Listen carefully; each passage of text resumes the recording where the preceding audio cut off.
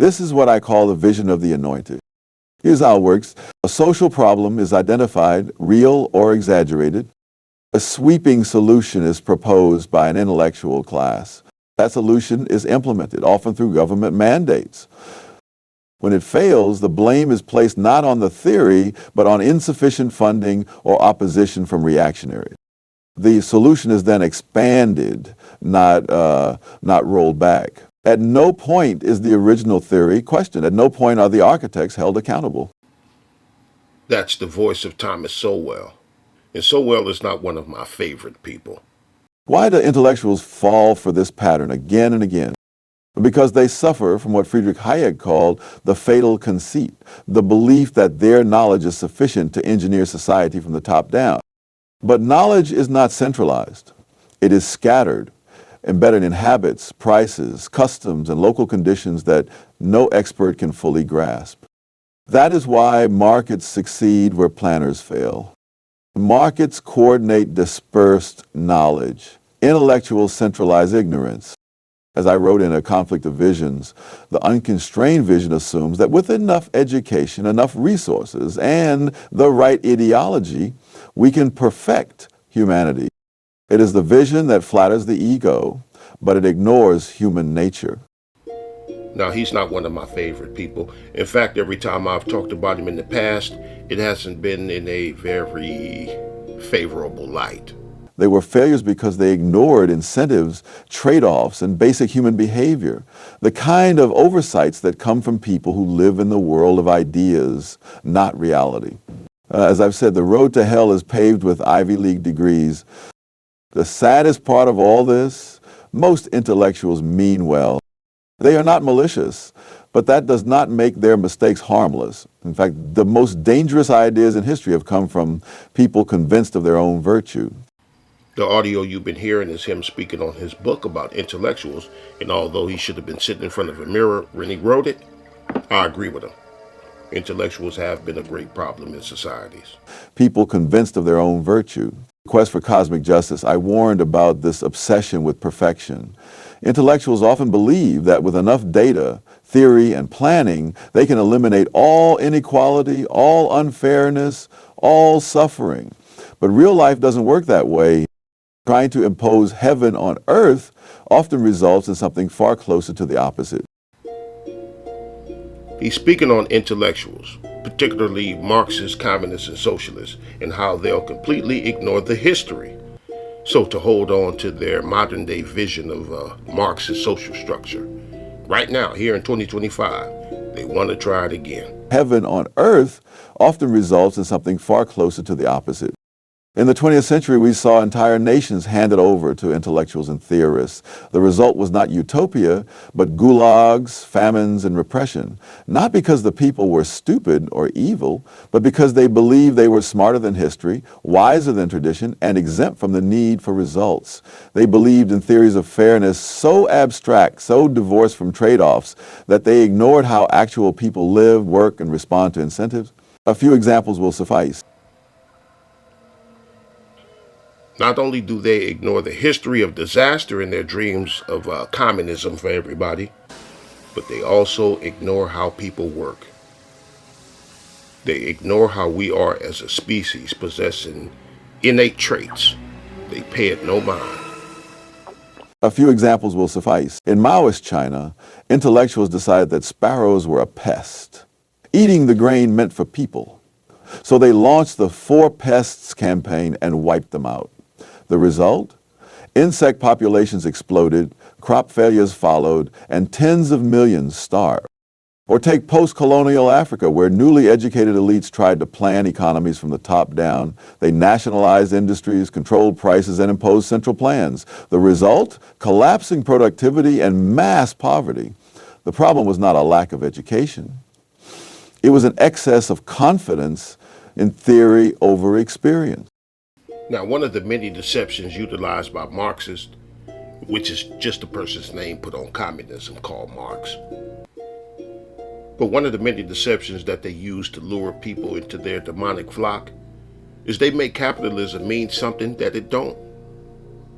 Instead of capitalism being a system of government or how a system of government operates in regards to economics, Marxists want to make capitalism a behavior and or a character trait or even an action. Instead of a system of government, capitalism is even situational. Capitalism ruins everything around us, including the dating pool. And this is what happens when we keep trying to engage in dating conversations as though intimate partnerships are a solution to poverty, to inflation, to outside being too damn expensive. People's mental state, you're depressed, you're lonely, capitalism. You rape, you rob, capitalism. You're greedy, you selfish, you lack empathy for others, capitalism did it according to them. Meanwhile, all of these things they attribute to capitalism occurs in communist, socialist, or fascist states in no matter the era in time or landmass. Meanwhile, they want to live in a communist, fascist, or socialist state. And they think it's best for all of humanity. So while they're talking about capitalism when you're listening to them, just know that they're not talking about capitalism. They're talking about behaviors and other things that are commonplace among human beings. Capitalism is just one of the words they use to hide their real agenda, which is to have humanity enslaved under a super totalitarian state. What is it?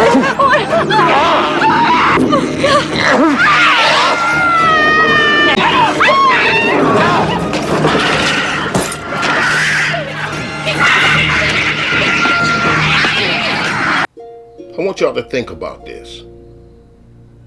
Greed is a result of capitalism according to the woke progressives. So what would they have to do to people to stop them from being greedy? Welcome to Memphis, Dr. Lecter. I'm Lieutenant Boyle. This is Sergeant Patrick. Now, we're going to treat you as good as you treat us. You be a gentleman, you're going to get 3 hots to cot. Sir, if you sign right here, we'll have us a legal transfer. Think about it. Marxists don't like that we have to work for our daily bread. But think about it. What kind of social structure would they need to create to make it to where we would not have to work for a living?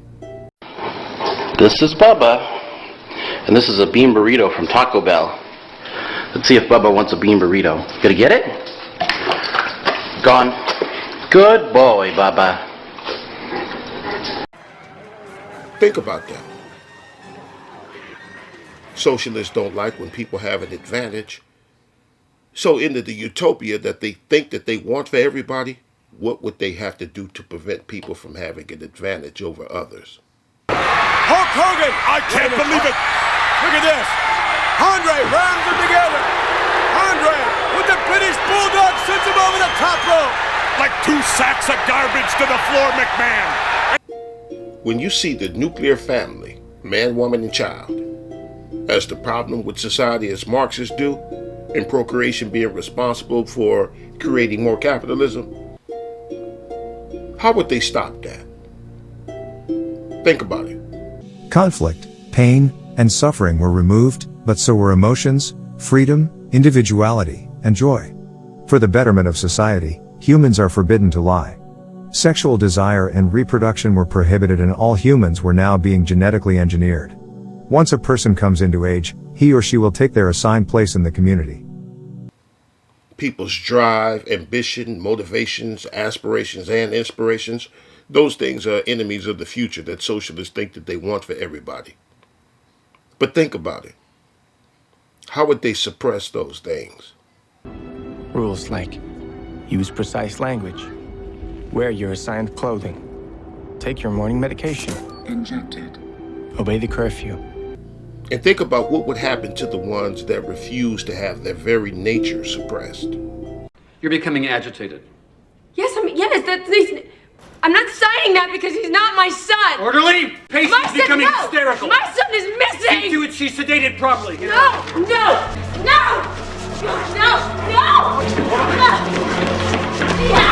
Stop it!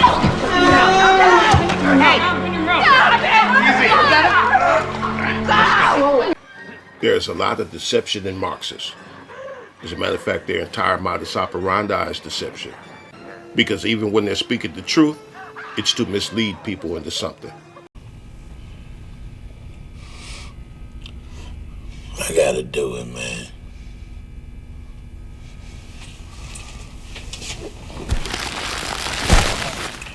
Dude. What are you doing? Huel! We are here to do a job, not channel Scrooge McDuck. You hearing me? I hear you. Communists, one of their many deceptions is to convince people that all things are the result of outside stimuli.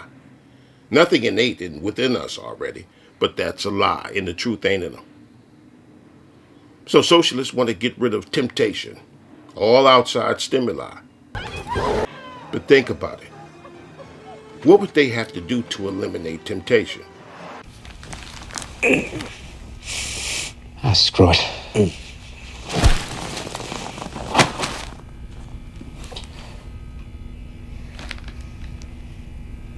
Mexico. All I'm saying.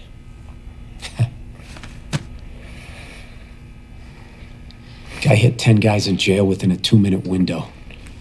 All's I'm saying.